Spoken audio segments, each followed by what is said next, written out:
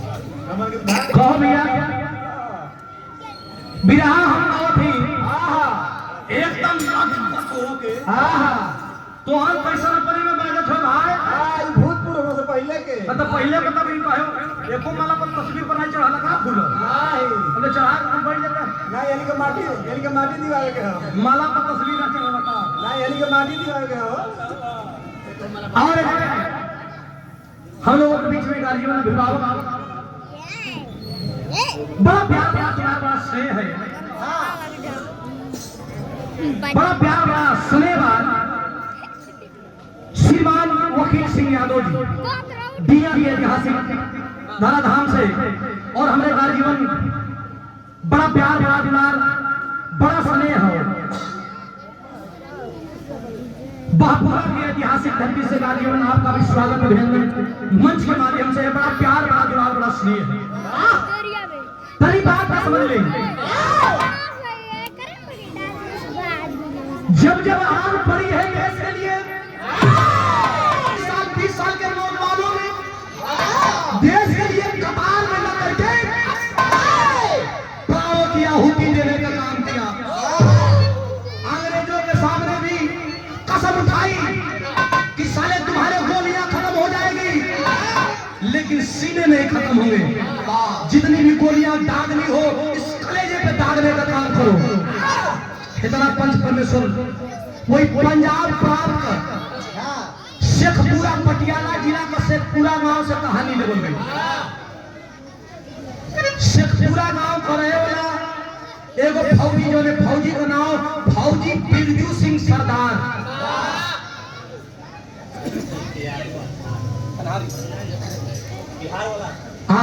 अनहारी की धरती से बिहार की धरती से श्रीमान और रणजीत यादव जी की तरफ से ये पुरस्कार शानदार 100 रुपया बहुत बहुत दिल से धन्यवाद प्रणाम वही पटियाला जिला का से पूरा गांव का रहे वाला फौजी बिरजू सिंह जेकर ड्यूटी जे भाई जानत होई जनता होई जेकर कहीं बड़की मोबाइल होई जानत होई ई पंजाब अमृतसर से 45-46 किलोमीटर दूर एगो अटारी बाघा बॉर्डर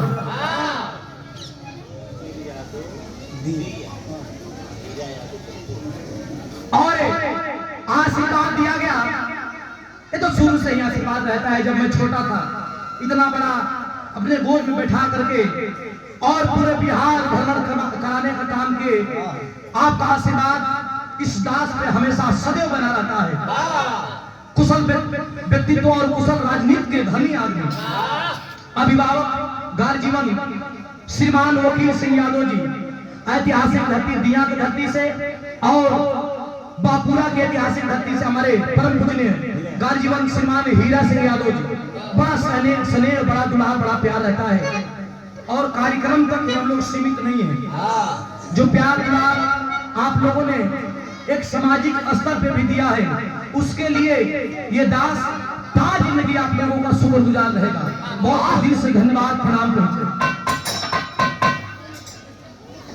फौजी बिरजू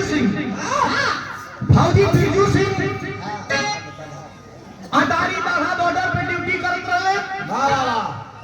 फौजी बिरजू सिंह का पत्नी का नाम शीला देवी दो बड़का लड़का 11 बरिस का हो, जौने लड़का का नाम सोनू। छोटका लड़का 10 बरिस का हो, जौने लड़का का नाम मोनू। एगो लड़की 8 बरिस का है, जौना का नाम ज्योति। बताओ है तो ना पंच परमेश्वर बड़ी विराज सुन होगा। ये 2-4 वर्ष से विराज चालू कैले हैं। फौजी बिरजू सिंह अटारी बघा बॉर्डर पर ड्यूटी दे थवन। शाम का यही टाइम का पहरा है। जब वही ड्यूटी खत्म भइल, अइलन कपड़ा उपड़ा चेंज कइलन, तिने मोबाइल के घंटी बज गई। पढ़त कहवन कि शीला का फूल। इतना पंच परमेश्वर बैठा रही। जब उठा के हालो कहला तो औरतिया शीला अपने सैया फौजी बिरजू से एगो बात कहे। यहाँ गीत वो जमाने का लगल बा, जौन जमाने में हमनी को जन्मों करना रहे। कैसे उस्ताद लोग बतावे तोहरे जैसन ज्ञानी भी बता दे। जब शिवमरत उस्ताद जियत रहे, शिवमरत उस्ताद और पचरा के शानदार सम्राट का एक बेचन राजभर जी का जब मुकाबला होते, एक गाजीपुर का शिवमरत उस्ताद और मऊ का बेचन राजभर गुरु का जब मुकाबला हो गए, तो शिवमरत उस्ताद का मुंह से गीत बड़ा नीक लगे। कौन गीत लगे?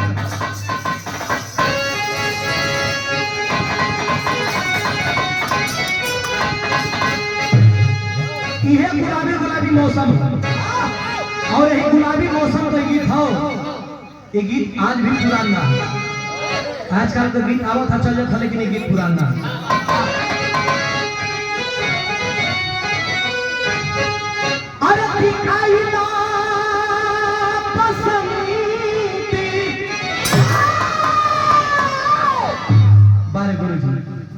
गीत कि यही बहाने उन लोगों का याद ताजा है।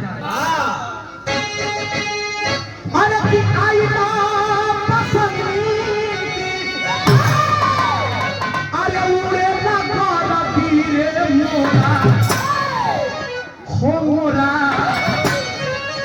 देहिया भाई